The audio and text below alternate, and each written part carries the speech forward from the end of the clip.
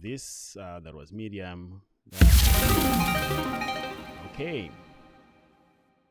This was called open source from HACKTHEBOX. This machine is going to show us how we can do some pivoting from a Docker container and some code review. So if you're interested in pivoting using Chisel, there's going to be a part of that in this machine. Otherwise, the rest of it, I don't know. We're going to figure it out, but our main goal is to learn pivoting and escaping a container, hopefully. So I'm going to go to my machines. This is one of the retired machines, and it's called open source. Let's see what comes. Yes, this one is open source. As you can see, I have not done it. It's rated as easy, so this should be a quick machine for us. Let's get it started.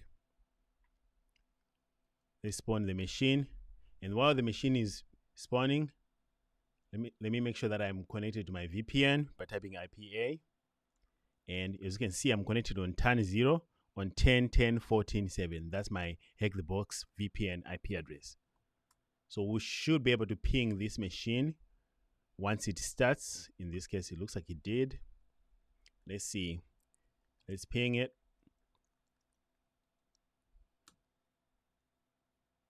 I guess it's still starting. Let me give it, oh, there we go. So it's still starting. I'll give it a minute here or so that I can actually fully do an nmap scan. This first phase is called Enumeration, and I'm in part of my folders, machines, HACKTHEBOX. And here, I'm going to make a directory called open source. Then in this directory, I'm going to start an nmap scan and also using default scripts. So let me copy this, paste it right there. I'm going to remove -pn because this one responds to ping, so pn is not needed. I should have added -vv here, but I didn't do that. Since this is HACKTHEBOX, I know most of the machines here have a web application. So while the scan is happening, I'm not going to wait. I'm just going to try to see if the web application is there, because 90% of the time, HACKTHEBOX has web applications. So it says upcloud, transfer files. Okay, so something to do with files. Upcloud 2022. So since there's a name of a tool here,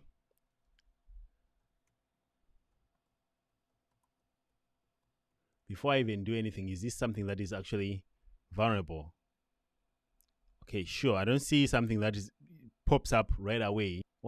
While nmap is working, let me poke on this website quick. Try upcloud download here. Learn more. Is that going to take us to the upcloud? Oh, none of these buttons work. Really? Our nmap finished. Let's see if there's any other ports other than 80. So 22 gives us the version of Ubuntu. 80, it tells us that it's the WACZAG 2. Python site. We have seen these on HACKTHEBOX, but this is also something to look for. Okay, so when I type that, all that shows up is a walkthrough, which I don't want right now. And we also have Hactrix. Okay, so it looks like we can get a /console if we had one.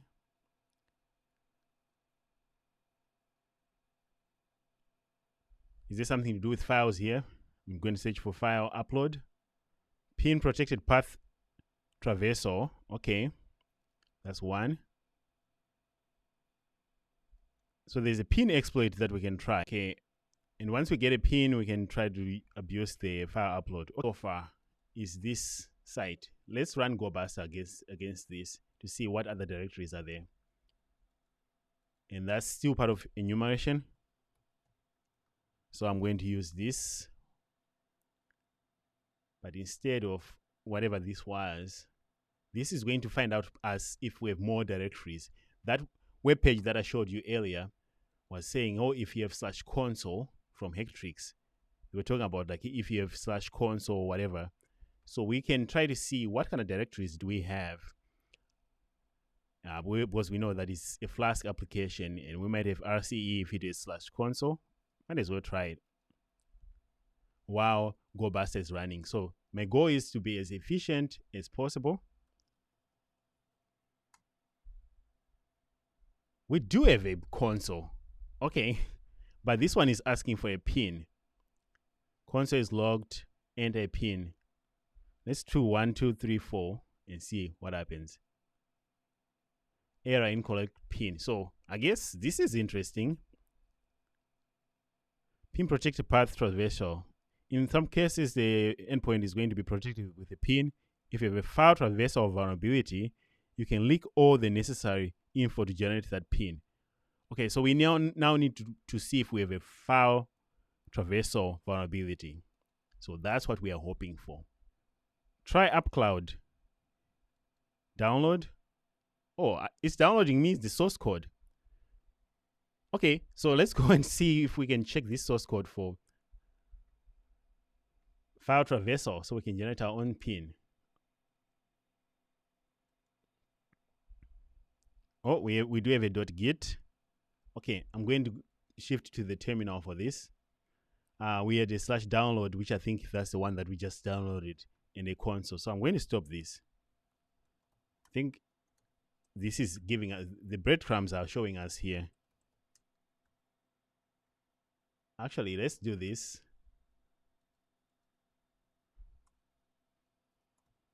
Let's copy the file that we downloaded to our open source. So copy it from downloads. What is the name of the file? Source.zip to here. Then unzip source.zip. All right, I might have, let's do an ls-la. We could have unzipped this in a folder, but hey, things got ugly here. So we have a Docker build, we have a config, we have a .git. I really like the .git stuff because I like to enumerate Git, and Git usually people expose secrets and all kinds of stuff in there. We also want to see the source code for the file upload vulnerabilities. So two objectives here. Deal with this .git, make sure that there is no secrets or anything that may be interesting. Then also check the app for file upload. So I like the .git option first. So let's go to .git. ls-la. I see commit here. Git log. Okay, clean up and that git branch. What branches do I have? Dev public. Okay. Okay, so git checkout dev. I'm now in dev because public didn't have anything. Let's look for git log here.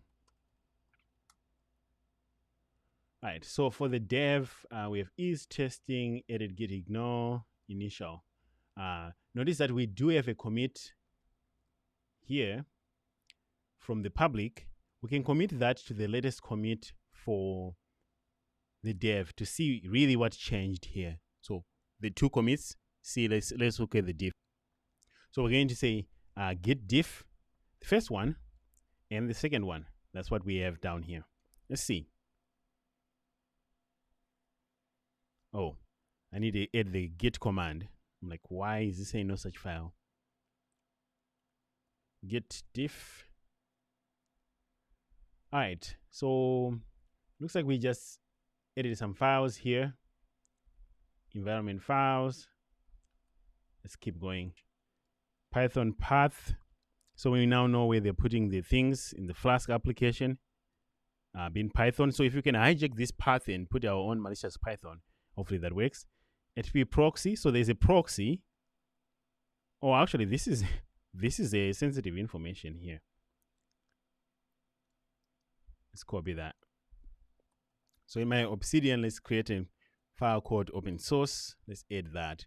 So what we are seeing here is the environment and also HTTP proxy. This is a proxy that requires authentication. So the actual is HTTP dev 01.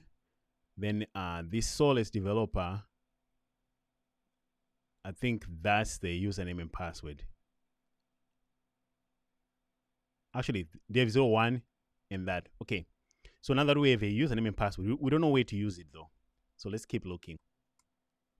Okay. So here's a build.sh for Docker.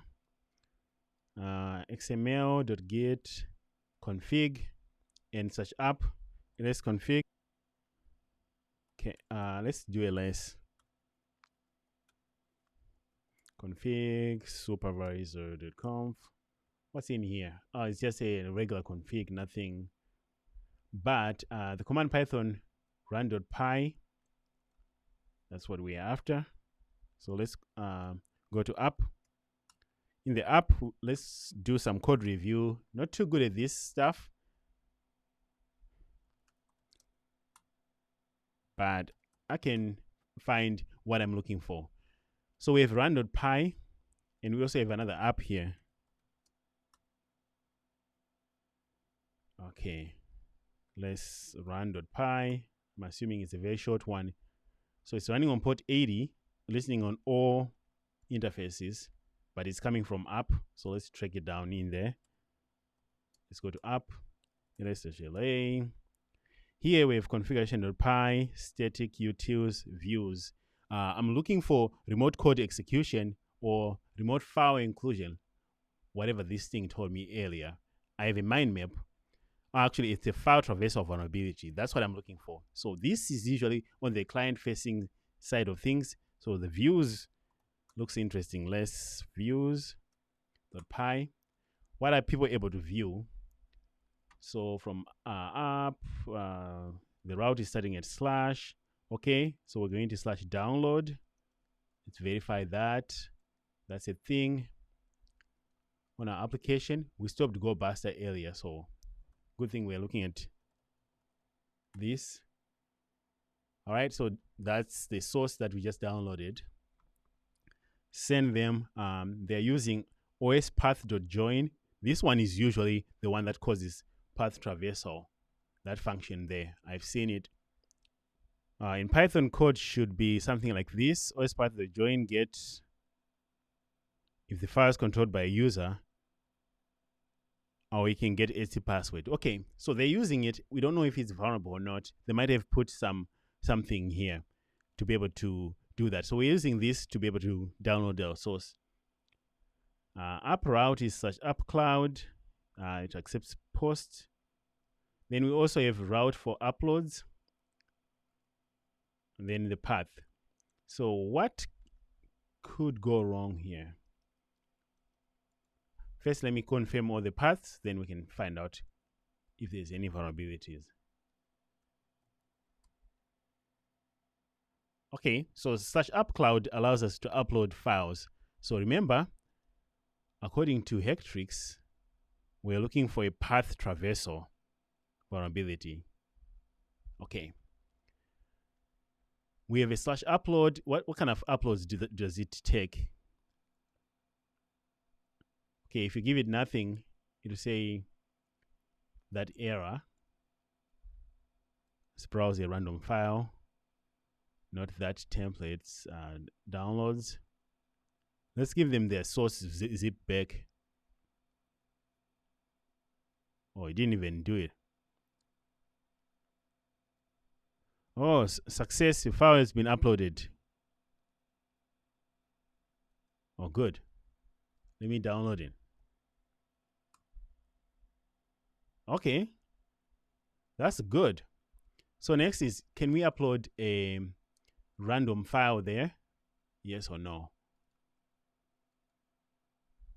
But at least it gives us the path to the file. And here it also has the file that you can click on. Okay. Okay, so reading through this further and also looking at the source codes, we just need to make sure that we have a file upload path. And here it looks like this one here, the app route is going to uploads, then the path, which is left. They're also using os.join to the uploads. So let's go and check how the uploads are being handled. Because I was able to verify that I can actually get it to work. And according to this, if I have a file upload, remote file inclusion or path traversal, I should be able to gain access to the console. And I want to get access to the console. So I'm going to work harder here to get access to that console. So here you go to uploads source.zip like it gave me earlier. Let's see if we can mess with this for a second. there's a few things we can try manually. So what if it was ./source.zip? Actually, let's do etc host or etc shadow.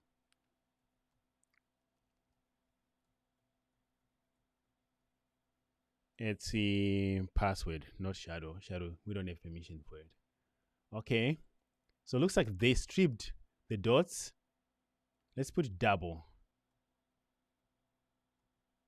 This is just a simple test to see if this actually works.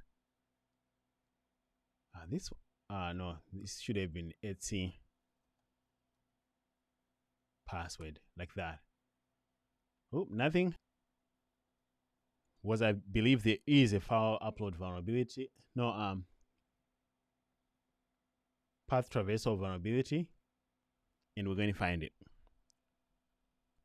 Okay, so after launching burp, I'll go to the proxy. Let me just open their browser. And so that is because they want me to do that. So in the burp suite browser, we want to visit the same URL. So this one takes a second. Oh, come on. There we go.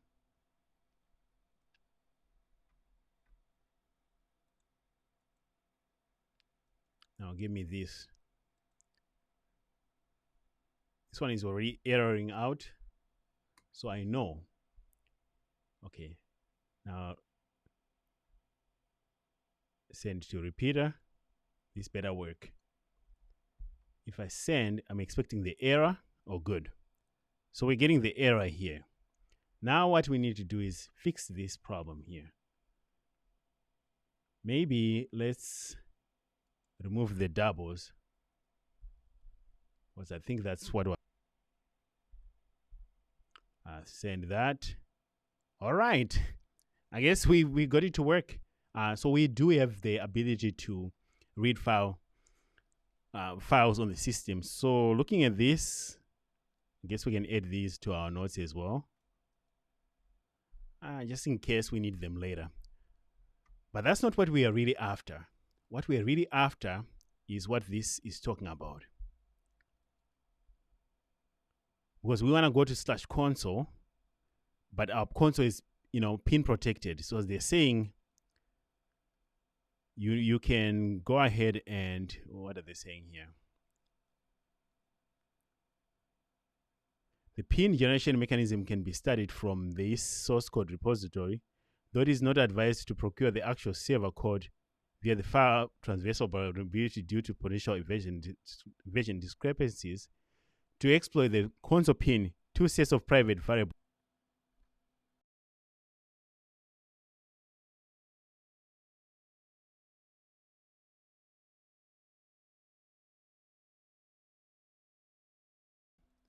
or do I not need the... Okay, so it says incorrect pin. I know I have the right pin. Confirm that. Nothing is happening. Oh, incorrect pin again. Still the same thing. Uploads. So instead of that was local file. Let's do a remote one. So this is going to be the path to my reverse shell. So let's go to rev shell. What's my IP for the tunnel? Make FIFO always works. And if you don't know what I'm talking about, it's this one. So if you go to reverse, this is for Linux. So let's convert that to Linux. This one. All right, let's give them the IP. Sure, 444 is fine. It's not MSF Venom. This is going to be Netcat. This is not going to be PowerShell. This is going to be Bash. Bin Bash. Encoding. Let's do a URL encode, because we're going to give this in the browser. But before that, let's start a listener. I wasted way too much time on the pin. I couldn't get it to work. So if anybody knows how to do that, please let me know. And then now, let's grab this make FIFO. And let's do 1, 2, 3. Here's my line. But in order for this to work, let's go to the uploads. Because remember, the code that we were looking at earlier, once we upload a file, the path that it's putting is going to be using that views to render it. App cloud. That's where we can upload a file. Okay. So let's generate a file. Nano, my file. I will put the word test in there. Now I need to upload that file. We're going to forward it into uploading a generic file. Why did I do this? Here's my file. Open. But actually, I want to be doing that in Burp Suite so I can intercept it. Here's my file. Open. Interception on. Upload. Right click, send it to repeater. All right, here's the way to test. Was if you send it without URL encoding, you might have problems. Okay. But the file name is going to be my file. We want to replace the actual original views.py, because remember, it's going to say uploads, then the path where we want things to be. So maybe we copy the entire views here. We come back. We paste it here. And then we need, when they say file name, we need to point them to the views.py. Such app. There were 2 apps, such views.py. Okay. Let's modify this route here. Instead, let's redefine this function so that it's just a command execution function. Then we can hijack the entire views.py and have it give us command execution if we load our own. So here, instead of defining send report path, let's remove this here. CAMD. I use some ChatGPT here.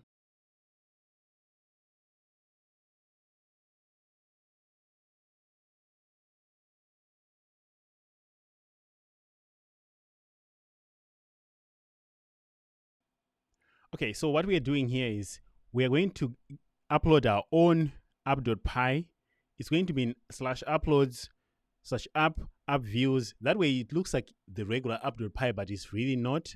So once we have this new file, it will give us command execution using this CMD here. I don't know why I'm editing it in Intruder, but I wanted this to be in repeater. So I'll copy this.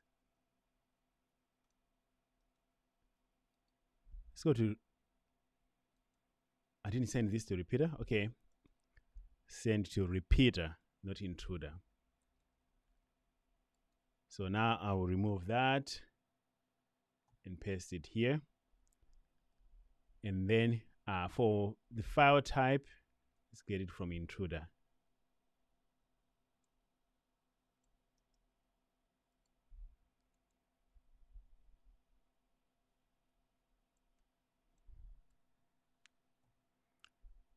Then for content type, let's change this to text, comma, x-python. We need to make sure that we verify that. Let's just give it a bogus one, IT security lab. Okay, so we have the route defined. We change the text and everything. Now let's see if we can send this. Okay, it has been uploaded. and we can find it at this location here.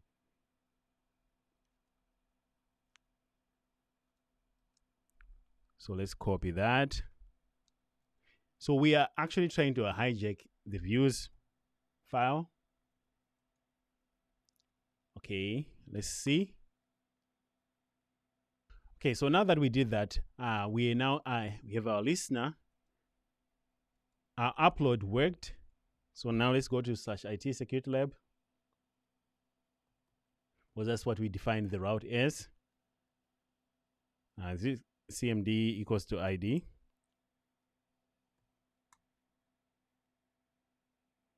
All right, so they didn't like that. Okay, maybe they are not parsing it correctly. Let's send them our URL encoded reverse shell, because we don't just give up because ID didn't work. Let's paste that and send. That didn't seem to have worked either. Oh, actually, it did. The only thing that they probably didn't do is bin bash was not found. Okay, it's working. Let's go back. Rev shells. We don't want bin bash. We just want bash.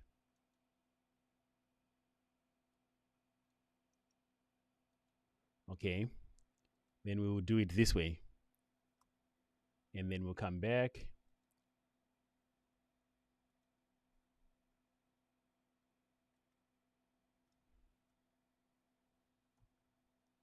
Let's give them this. Bash was not working. Oh, it's from SH. Done.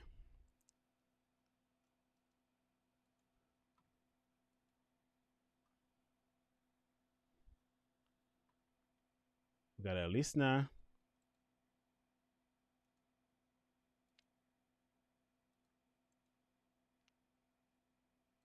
All right, third time is the charm. Boom. Yes, it's working because it's spinning. I know that it's working. Wow. Where am I? Root ID. Let's see if we're inside of a Docker. So we know that we're inside of a Docker because it will say something like Docker somewhere. It doesn't say Docker.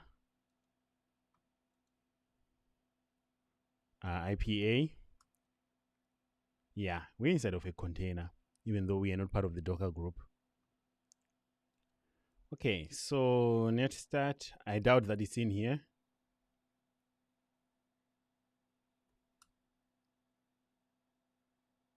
Oh no. Okay, let's do that again. Let's get a new shell. Okay, inside of a Docker container, let's start. Let's see who is listening. Net start.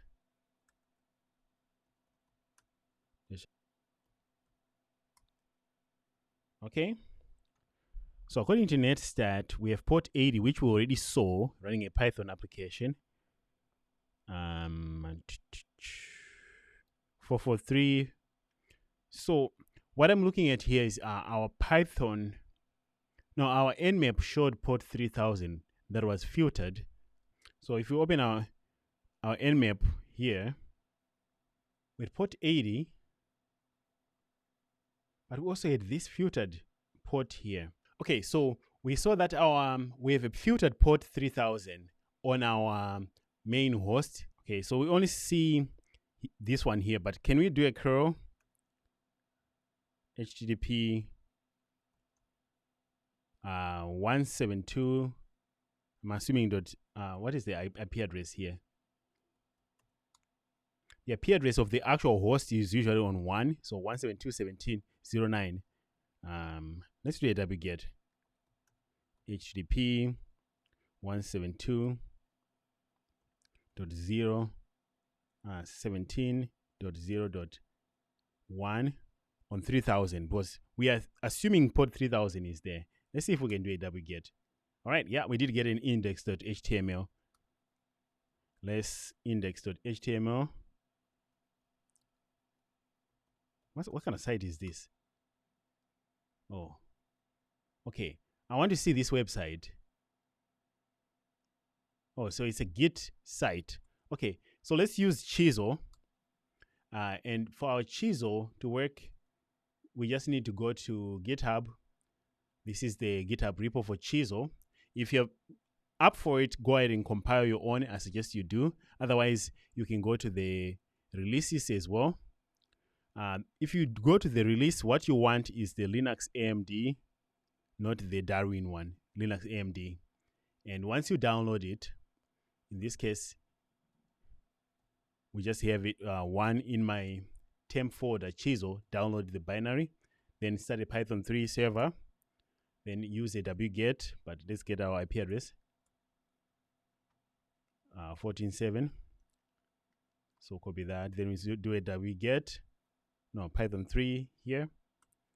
Then on the victim, we do a wget, HTTP from my Kali. We just want to move our binary. So Chisel. Oh, 9,000. Why is it saying broken pipe? Don't I have Chisel here? I do. Let's try it again. Oh, wait. I already have one. So we're saying Chisel forward in running client mode, forward to this IP address, port 3000. It will be accessed remotely as 1234 and make sure that it's running in SOX mode. So that's what Chisel is going to do for us. Then we'll paste this. Okay, so it's trying to connect. So we need to come back here, and then we need to tell this attacker to run in server mode under SOX 5.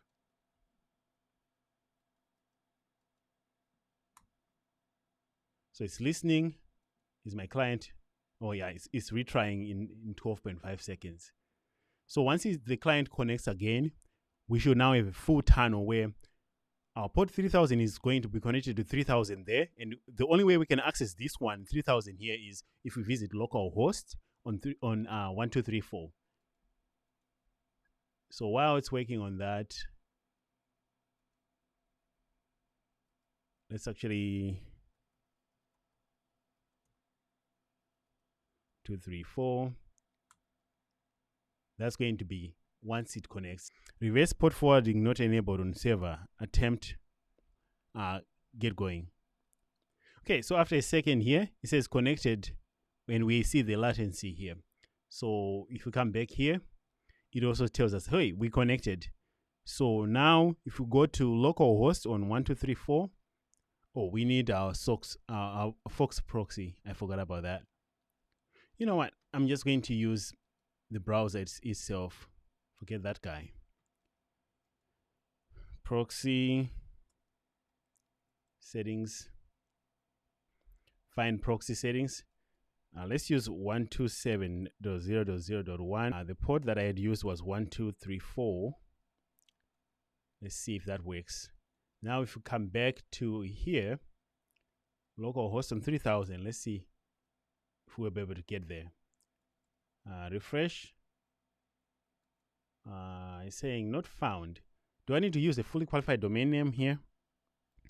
Actually, I need the actual IP for that. Since I'm using SOX, I can do a 172.17.0.1. So I'm using SOX, so that I should be able to use the IP address. I don't know why I kept thinking SOX. So now that we did that, we see a Git. This Git has a version. We can also sign in. Earlier, we found a username and password. So maybe we should use it here.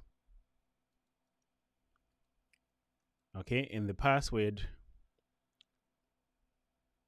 starts here all the way to where it says 2022. So let's start right there. Copy. Paste it in here, sign in. Sure. Okay, we are in a Git. So we need to find out the repos, find the repository, see home backup. All right, we have a problem. This is just redirecting us to the fully qualified domain name, opensource.hdb. So I'll just copy that Let's edit to our Etsy host. Nano search Etsy host. My Etsy host is a graveyard. Sure. Let's put it here. This is going to be the IP address of the Docker container. So this will be the 172.17.0.1. If now, if I come back here, whatever is happening, it should work. Okay, the password is right there. Sign in. Sure.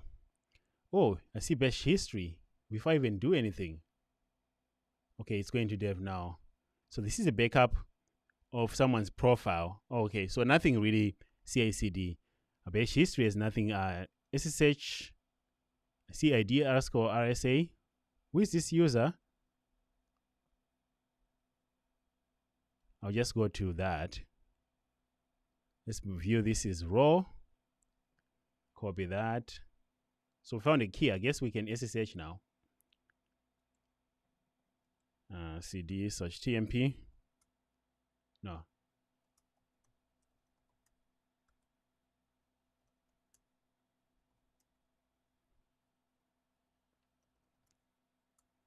Nano ID _RSA.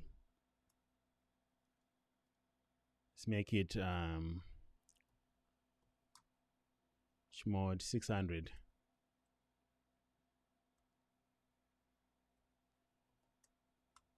All right.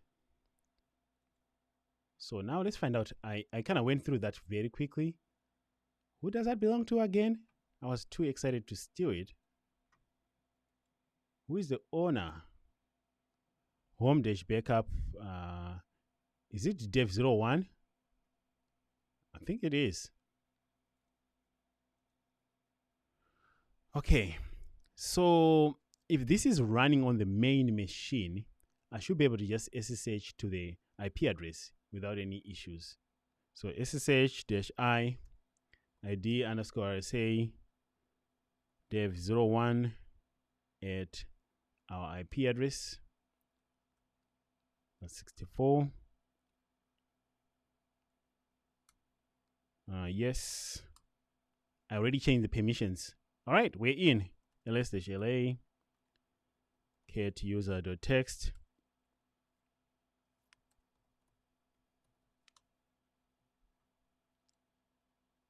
Okay, so coming back to HACKTHEBOX, let's go and give them the user flag, because we worked really hard for that. I don't know why this machine is easy. Definitely was more steps for an easy machine. This should be a medium machine. Okay, now for root, let's see. Sudo-L. We don't have a password, so we hit enter multiple times here. Okay, so we don't have creds. What I'll probably do right away is let's locate PSPy64. PSPy64 just allows us to be able to spy on what's running, just in case there's more. Okay, so now I know where my PSPy64 is. Let me go to the victim, cd to the temp, wget 10.10.14.7, import 9000, PSPy64. All right, now that my PSPy has been moved, I'll stop this just to make sure that I'm safe here. All right, chmod plus x, PSPy64, PSPy64. It will watch for running processes and tell me what's going on here. So let's scroll down. This is my very first one after I see that I don't have bash history or anything like that. Okay, so someone is running a web config. Okay, that's fine. So I'm looking for UID of 0. Okay, so let's look at this one more time. Oh, they're running Oh, they're still running Git. In this case, they're actually forcing Bash to run Git sync. So if you just look up Git sync, this is an easy one. Okay, so what we need to do is, let's go to our pre-commit. So stop that. cd.git, that's where it is. ls-la. Okay, is it in hooks? ls-la. Do we have a pre-commit here? Oh no, we don't. So let's copy the pre-commit sample.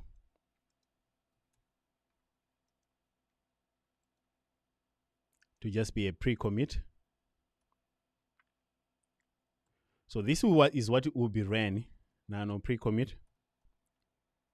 Okay, they have a ton of stuff in here. I don't care what they're doing.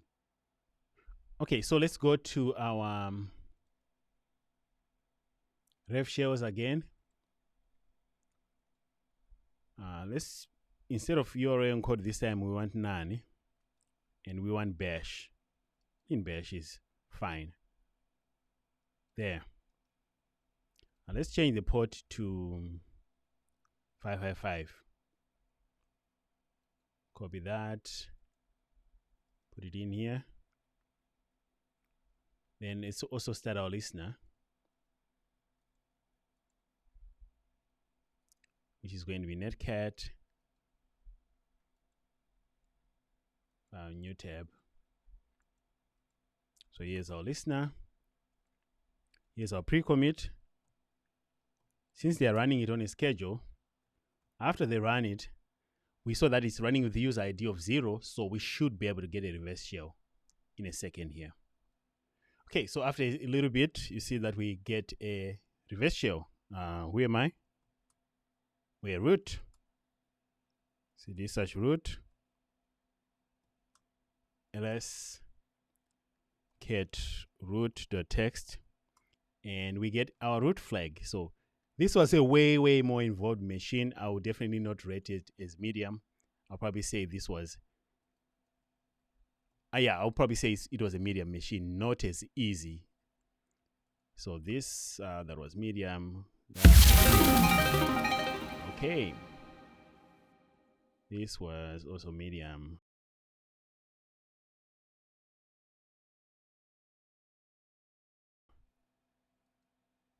All right, that was it. I hope you enjoyed this. If you did, please like, subscribe, and I hope to see you next time. That was fun.